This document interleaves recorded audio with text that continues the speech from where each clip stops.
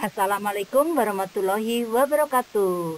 Halo, jumpa lagi dengan saya Suratinisi Channel. Setelah beberapa saat saya istirahat, akhirnya hari ini bisa menyapa panjenengan semua yang ada di rumah. Bagaimana kabarnya? Alhamdulillah luar biasa. Senantiasa saya doakan panjenengan semua diberikan kesehatan, kelancaran dalam segala aktivitas, dan sukses selalu. Yanda dan Bunda, dalam kesempatan ini saya akan sharing tentang bagaimana merancang RPP berdiferensiasi PAUD untuk kurikulum merdeka. Nah, kita sebelum merancang RPP berdiferensiasi, kita harus sebagai guru PAUD mampu memahami karakteristik anak didik kita. Apa yang akan kita lakukan?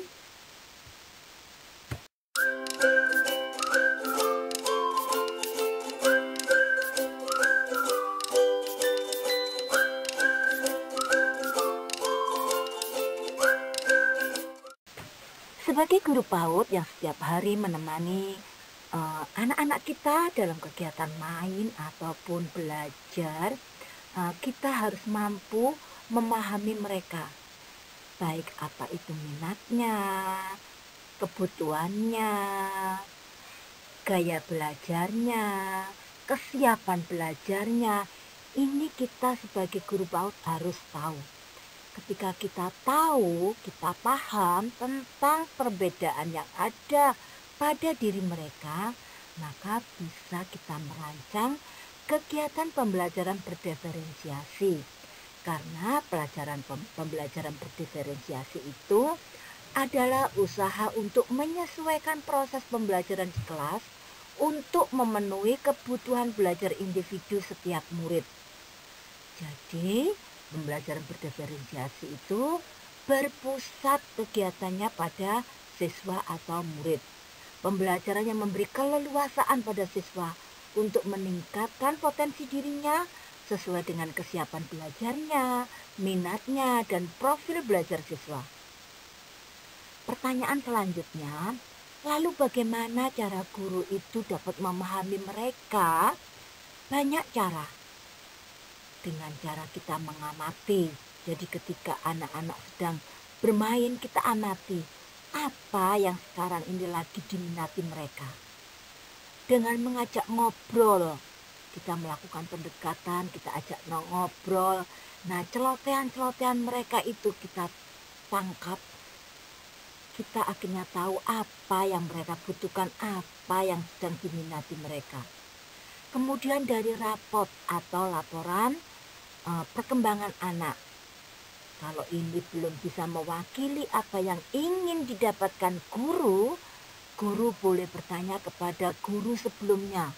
Kalau saya guru kelompok B, saya tanya ke guru kelompok A, bagaimana sih A, B, C, D.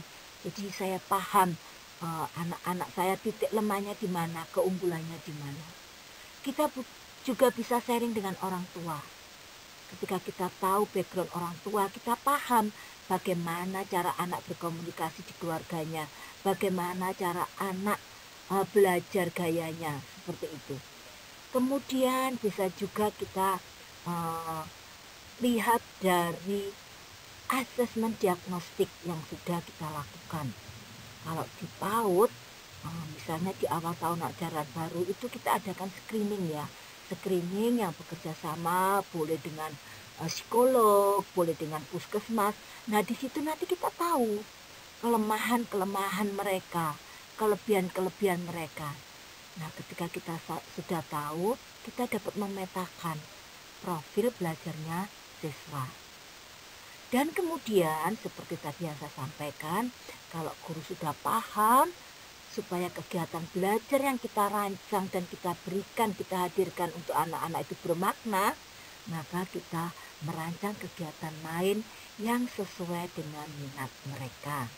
Yaitu apa? Pembelajaran berdiferensiasi. Yana dan Bunda, dalam pembelajaran berdiferensiasi strateginya ada 3, yaitu diferensiasi konten atau materi, diferensiasi proses, dan yang ketiga diferensiasi produk. Lalu apa sih diferensi konten atau materi ini? Saya langsung memberi contoh kegiatannya ya. Yaitu jika kita fokus pada konten, contohnya seperti ini. Ketika kita mau mengenalkan warna baru buat anak ya, anak kita ajak membuat warna baru. Nah, di sini Bu Guru menyiapkan alat media semua semakin banyak ragamnya, semakin memacu kreativitas anak. Jadi di sini siswa punya kebebasan untuk menentukan sumber daya yang ada di sekitarnya yang sudah disiapkan Bu Gurunya ini untuk diolah jadi warna baru. Di sini guru akan memberikan macam-macam warna dari macam-macam bahan dan langkah-langkah yang harus dilakukan siswa ketika ingin membuat warna baru dari bahan-bahan yang mereka pilih.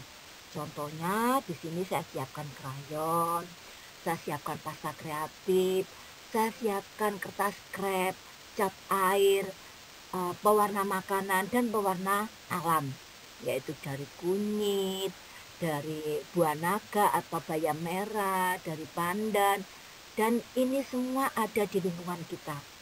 Jadi biarkan mereka bebas mau memilih pakai krayon, mau memilih pakai pasta kreatif, mau memilih pakai kertas krep atau lainnya yang sudah disiapkan guru, kita beri kebebasan. Di sini guru menunjukkan atau menyampaikan langkah-langkahnya. Kalau pakai krayon nanti begini sayang. Misalnya kita mau mencampur warna apa dan warna apa. Goreskan warna pilihan anak-anak yang pertama apa, lalu ditimpa warna berikutnya. Nah, kita akan tahu hasilnya warna baru apa, terjadinya bagaimana ketika percampuran warna itu. Sama dengan pasta kreatif juga gitu. Anak-anak diajari bagaimana menuangkan, lalu mengasih air sedikit, lalu kita goreskan di kertas. Kalau kertas krep bagaimana? Sama, kertas krep kita ambil warnanya, lalu kita campurkan. Dan begitu seterusnya. Jadi kita diferensiasi konten, kita siapkan alat dan bahannya yang bermacam, serta bagaimana cara langkah-langkah yang harus dilakukan oleh anak. Sedangkan diferensiasi proses, yaitu guru dapat memberikan siswa untuk bebas untuk mengelola bahan tersebut yang dipilihnya. Siswa dapat mencampur pasta kreatif, menimpa warna krayon, mengulek warna dari bahan alam dan mencampurnya. Setelah itu siswa diajak atau diminta untuk mempresentasikan bagaimana ia membuat warna baru tadi. Kalau di konten tadi kan disiapkan bahan, disebutkan nama-namanya, lalu langkah-langkahnya. Nah, di diferensiasi proses ini ketika anak berkegiatan mencampur warna. Diferensi produk yaitu hasil yang ditampilkan anak, yaitu diferensiasi akan tampak dari produk yang dihasilkan anak. Produk ini beragam jenisnya karena bahan dan proses yang digunakan juga beragam atau bermacam-macam. Nah, ini yang dinamakan strategi pembelajaran diferensiasi. Baik, kita langsung praktek, yaitu kita akan membuat RPP.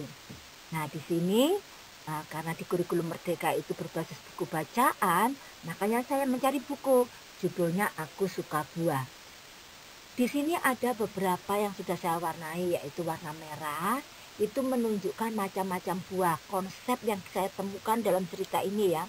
Kemudian ada warna biru, itu makanan lain yang kita temui dalam cerita.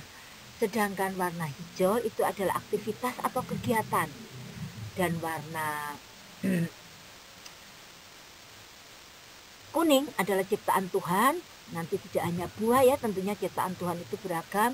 Dan akhirnya ada warna sifat, yaitu sombong, terus bernyali kuat atau gigih dan sebagainya. Nah, di sini saya coba bacakan ya. Halo, nama saya Jerry si jeruk. Kenalkan, ini teman-teman saya. Pisah si pisang, mangga si mangga, dan sema si semangka. Kemudian, aku minuman soda rasa jeruk, Aku permen merah rasa semangka, aku kue rasa pisang, dan temanku es krim rasa mangga. Hari ini kami akan belajar tentang buah. Kami buah-buahan berisi bahan yang diperlukan untuk tetap kuat dan sehat dalam bergerak. Kemudian, aku minuman dan makanan yang enak. Tubuhku berwarna-warni, bergula pula, rasanya manis, bentukku cantik. Ada juga yang bersoda, membuat segar. Ayo jeruk, soda, dan kelompok gula, kita berlomba lari. Kira-kira siapa ya yang sampai dulu ke kelas PAUD? Nah, kemudian kelompok buah berlatih agar kuat berlari dan tidak cepat lelah. Sedangkan kelompok gula tidak mau, dia merasa sudah kuat. Karena gula adalah pusat dari energi. Saya tidak perlu berlatih, katanya dengan sombong. Nah, ketika lomba dilakukan, apa yang terjadi? Ternyata yang menang adalah kelompok buah. Sedangkan kelompok gula, makanan minuman yang mengandung gula, semuanya kelelahan. Oleh sebab itu, anak-anak lebih baik mengkonsumsi buah daripada mengkonsumsi makanan-makanan yang mengandung gula. Karena apa? Karena di buah itu ada rasa manis alami, membuat sehat, dan mengandung sitrat alami juga.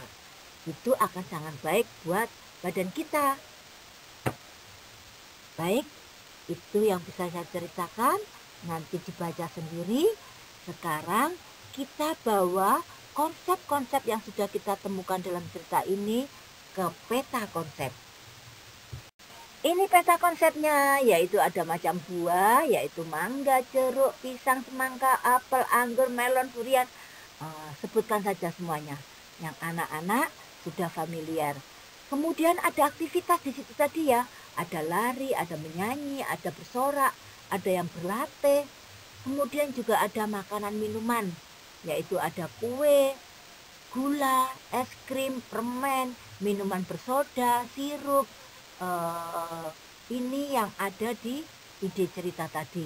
Kemudian ada juga konsep ciptaan Tuhan, yaitu tentunya anak-anak sudah tahu ya bahwa ciptaan Tuhan itu adalah misalnya dari alam ada buah-buahan, sayuran, binatang, manusia. Kalau benda-benda matinya misalnya ada gunung, ada batu, ada pasir dan sebagainya, anak-anak sudah paham itu. Kemudian ada sifat yang kita temukan, yaitu sifat sombong, kuat, tidak mudah menyerah, atau gigih. Nah, ini peta konsepnya.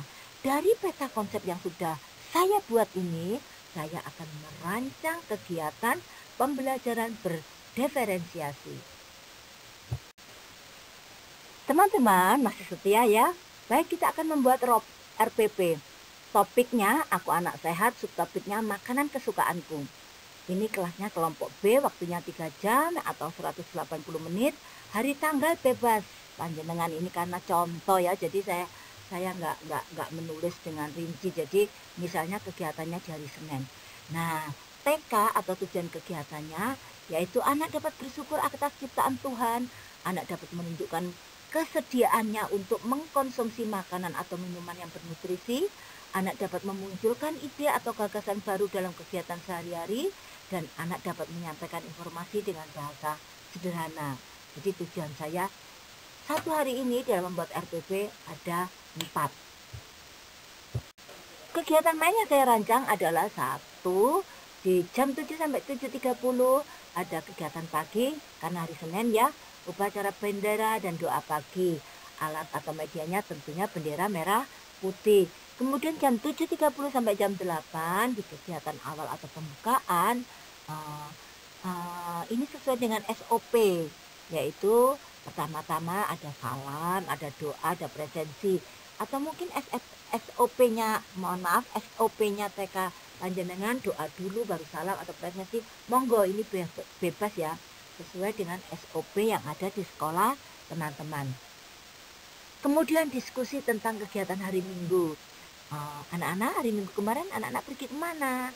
Mungkin dari sebagian anak ada yang menjawab ke pasar bunda menemani mama dan sebagainya. Kemudian bu guru mulai membacakan buku cerita Aku Suka Buah. Di sini yang diterbitkan oleh Kemendikbudristek. Nah, setelah dibacakan buku cerita, anak-anak diajak diskusi tentang isi cerita tersebut dan kosakata baru yang ditemui kita jelaskan. Kemudian guru menyiapkan properti dan akhirnya guru dan anak kembali mengingatkan tentang kesepakatan kelas. Tujuannya apa? Supaya sekolah itu aman, nyaman, dan kondusif untuk belajar. Selanjutnya di kegiatan inti di jam 8 sampai jam 9.30 itu satu, guru mengajak anak untuk melihat atau mengamati, kemudian meraba, mencium buah yang sudah disiapkan oleh guru. Nah, tentunya di sini alat dan medianya ya macam-macam buah, karena yang dipegang anak-anak itu buah. Kemudian guru mengajak mengenal alat-alat atau teknologi sederhana yang akan digunakan untuk mengolah buah-buah yang sudah disiapkan. Produk apa nanti yang akan ditampilkan anak. Jadi di sini ada macam-macam buah, ada tusuk sate, ada blender, ada pisau, piring, air, gula, susu, sirup, gelas, dan sendok. Kemudian masih di kegiatan inti ya, selanjutnya adalah guru mengajak anak mengeksplor dan memanfaatkan buah atau alat yang telah disiapkan. Jadi dieksplor, anak-anak punya ide apa, buah ini akan saya buat jus misalnya. Buah ini akan saya buat sate buah. Buah ini akan saya buat sirup buah. Jadi di sini sudah diferensiasi apa? Diferensiasi proses. Jadi anak-anak mengeksplor dan mengolah semua buah yang ada di situ dengan menggunakan alat atau teknologi sederhana yang sudah disiapkan guru. Kemudian guru mengajak anak untuk berani mempresentasikan hasil karyanya. Terakhir, guru mengajak anak untuk menikmati hasil karyanya atau anak-anak diajak bukan mencicipi ya, tapi memang benar-benar dimakan itu karya mereka, baik itu yang berupa sup buah, baik berupa sate buah, baik berupa jus atau mungkin malah rujak buah. Nah, ini produknya ya, jadi beda ya, mungkin anak-anak ada yang membuat jus, ada anak yang membuat sate buah, ada anak yang membuat sop buah, mungkin ada juga yang membuat rujak. Jadi ini terserah di proses tadi, dipersilakan anak-anak untuk mengolah. Nah, produknya tentunya juga berbeda. Mungkin ada yang saya sebutkan tadi ya, ada yang jus, es buah, sate buah, atau mungkin membuat rujak ya.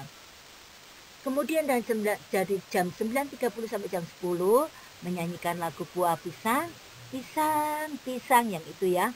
Kemudian diskusi, refleksi, informasi, doa, salam, dan pulang.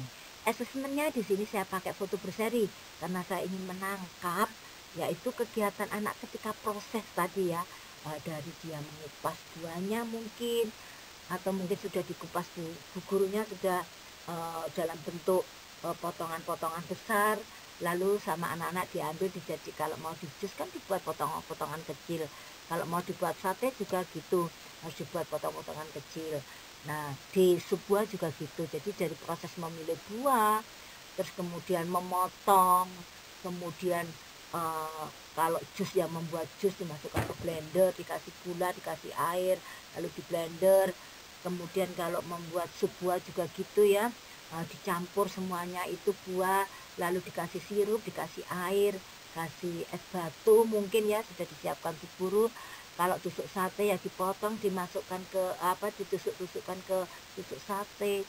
Itu produknya ya. Jadi prosesnya ketika anak membuat tadi produknya yaitu macam-macam tadi yang sudah dihasilkan.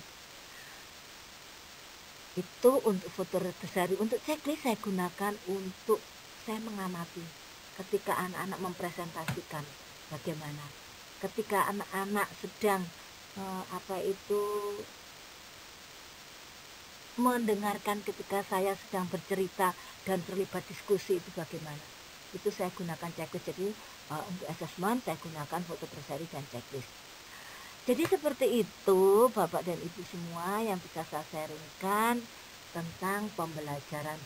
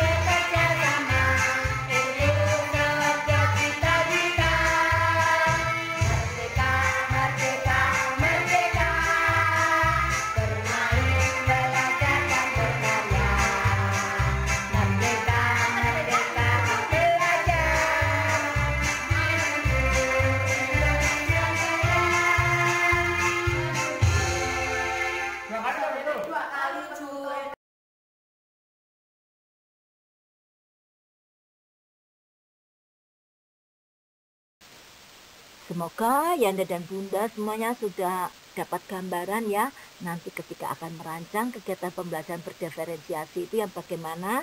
Jadi kalau konten itu kita materi, kita siapkan bermacam-macam yang dibutuhkan anak dari sumber yang ada di lingkungan anak, atau boleh sumber daya alam, boleh sumber daya lainnya yang ada di sekitar anak. Kemudian langkah-langkahnya itu disampaikan di materi. Di prosesnya anak-anak melakukan, anak-anak apa itu ya, beraktivitas di situ, produknya tentu hasil akhir. Jadi seperti itu ya Bunda ya. Jadi strategi tadi ada 3, diferensiasi konten, diferensiasi pusat, dan diferensiasi produk. Nah sekarang Bunda-bunda boleh mulai menerapkan atau mencoba belajar merancang kegiatan pembelajaran berdiferensiasi sesuai dengan topik di sekolah panjenengan. Kegiatannya monggo bebas, karena panjenengan sudah paham, tinggal jalan saja. Nanti apabila ada sesuatu yang perlu di-sharingkan di saya, boleh sharing. Sebagian dari teman-teman di sini sudah masuk di grup WA saya ya.